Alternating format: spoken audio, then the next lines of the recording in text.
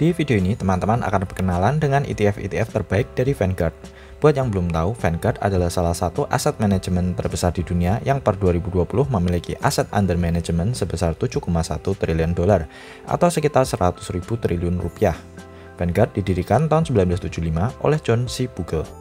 Ada banyak sekali ETF yang dikeluarkan oleh Vanguard, tapi saya hanya akan bahas beberapa ETF yang menurut saya paling pas buat sebagian besar investor. Disclaimer, ini bukan video rekomendasi baik broker maupun saham apapun, jadi harap manage resiko masing-masing. Saya tidak bertanggung jawab atas segala kerugian yang mungkin terjadi. Semua ETF yang saya bahas bisa teman-teman beli lewat Passfolio ataupun GoTrade. Teman-teman bisa melihat perbandingan kedua broker ini di video saya sebelumnya, link saya sediakan di deskripsi. Saya akan mulai dengan ETF yang paling diversified. Dengan membeli ETF ini, teman-teman memiliki diversifikasi portfolio yang luas, jadi resikonya sangat minim. Cukup membeli satu ETF ini, teman-teman sudah bisa memiliki banyak saham di dalamnya. VT, ETF ini berisi seluruh saham yang berasal dari US market, developed markets, dan emerging economy. ETF ini cocok bagi teman-teman yang ingin exposure ke saham secara global. VT memiliki expense ratio 0,08%, jauh sekali jika dibandingkan dengan reksadana lokal yang expense-nya bisa sampai 5%. Return rata-rata dalam 10 tahun terakhir adalah 9,49% dan return setahun terakhir 57%. Dana $10.000 sejak 2011 akan berkembang menjadi hampir $25.000.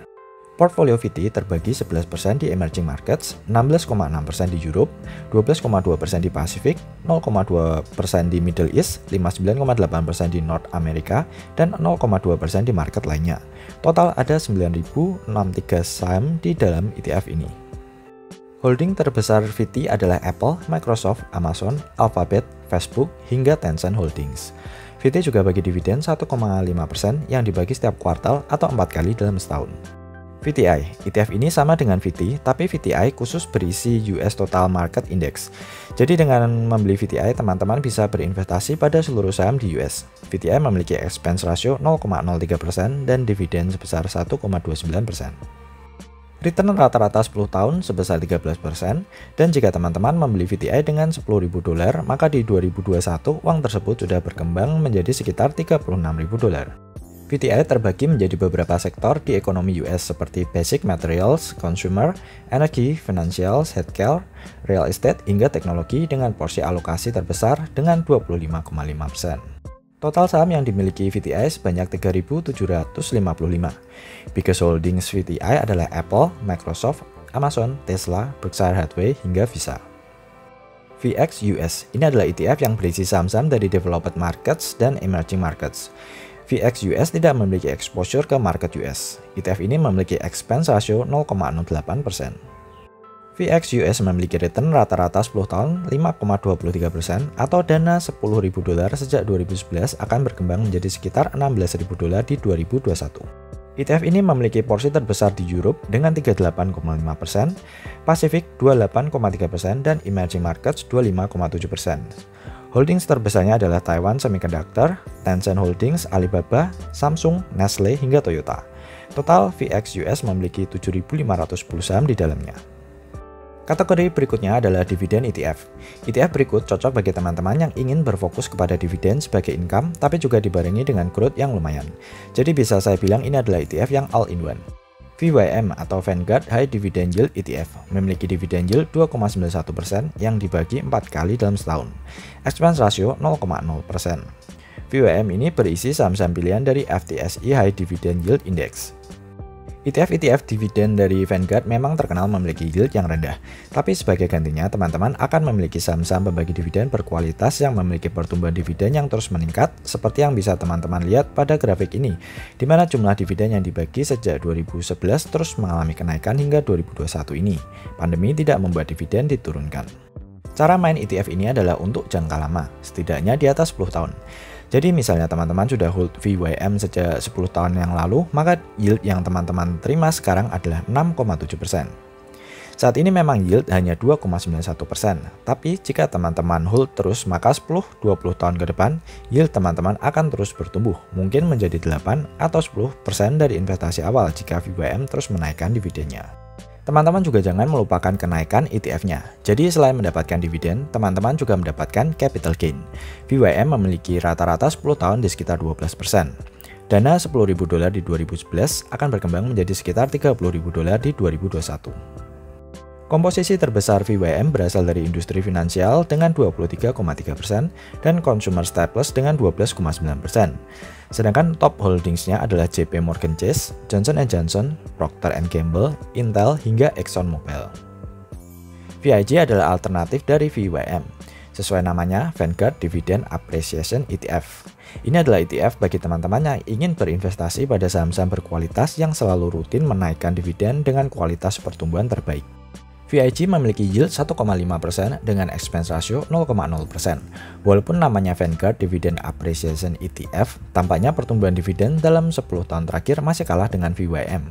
Rata-rata pertumbuhan dividen VIG sejak 2010 adalah 8%, sedangkan VWM 10%.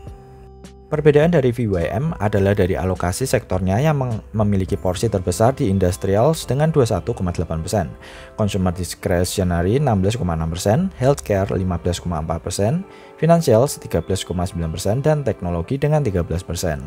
Top holdingsnya adalah JP Morgan Chase, Johnson & Johnson, Microsoft, Walmart, hingga Coca-Cola. ETF berikutnya adalah ETF tipe growth. Ini adalah ETF bagi teman-teman yang mencari investasi yang berfokus pada saham-saham yang memiliki growth terbaik. VUG atau Vanguard Growth ETF. ETF ini memiliki expense ratio 0,04%. ETF ini berisi saham-saham dari US Large Cap Growth Index. VUG memiliki rata-rata return 10 tahun terakhir sebesar 16% dan return 1 tahun terakhir sebesar 65%. Dana $10.000 jika dibelikan VUG maka di 2021 ini akan berkembang menjadi sekitar $45.000. ETF ini memiliki porsi terbesar pada sektor teknologi dengan 46% dan consumer discretionary dengan 23%. Jadi cukup balance antara teknologi yang lebih ofensif dengan sektor consumer yang lebih defensif. Memiliki total 276 saham dalam portfolio, top holdings VUG adalah Apple, Microsoft, Amazon, Tesla, Mastercard, hingga Nvidia. VGT atau Vanguard Information Technology ETF adalah ETF-nya Vanguard yang menjadi favorit saya karena selain growth-nya dapat, VGT juga bagi dividen yang memiliki pertumbuhan di atas rata-rata. Jadi ini adalah ETF yang paling bagus sejauh ini menurut versi saya untuk 20 tahun ke depan. Bahkan teman-teman cuma punya VGT saja sudah cukup untuk mendapatkan baik itu diversifikasi, capital gain, dan dividen. VGT memiliki expense ratio yang paling mahal daripada ETF-ETF sebelumnya, yaitu 0,1%. Dividen yieldnya hanya 0,7%, tapi memiliki pertumbuhan dividen yang kencang di atas 20% per tahun. Jika teman-teman sudah memiliki VGT sejak 10 tahun yang lalu, maka yield yang teman-teman terima saat ini dari investasi awal sudah di atas 4%. Kita tahu bahwa saham-saham teknologi sekarang semakin berkembang, artinya jumlah dividen yang dibagi untuk tahun-tahun ke depan pasti akan lebih besar daripada tahun-tahun sebelumnya. Berfokus pada sektor teknologi, VGT memiliki alokasi terbesar di industri teknologi hardware, storage, and peripheral dengan 21,3%, sistem software 20,2%, dan semiconductors dengan 16,3%. Top holding VGT adalah Apple, Microsoft, Visa, Nvidia, PayPal, Intel, hingga Adobe. ETF adalah produk investasi terbaik yang saat ini bisa teman-teman beli karena menawarkan diversifikasi, return, dan rasa aman. Beda dengan saham di mana untuk diversifikasi harus membeli satu persatu dan resiko salah pilih saham. Dengan ETF teman-teman hanya perlu membeli 1 atau 2 ETF saja dan fokus cari duit untuk rutin tambah posisi setiap bulan atau setiap tahun. Jika teman-teman konsisten dan hold terus, maka investasi teman-teman pasti tidak akan mengecewakan. Oke teman-teman, semoga video kali ini bermanfaat.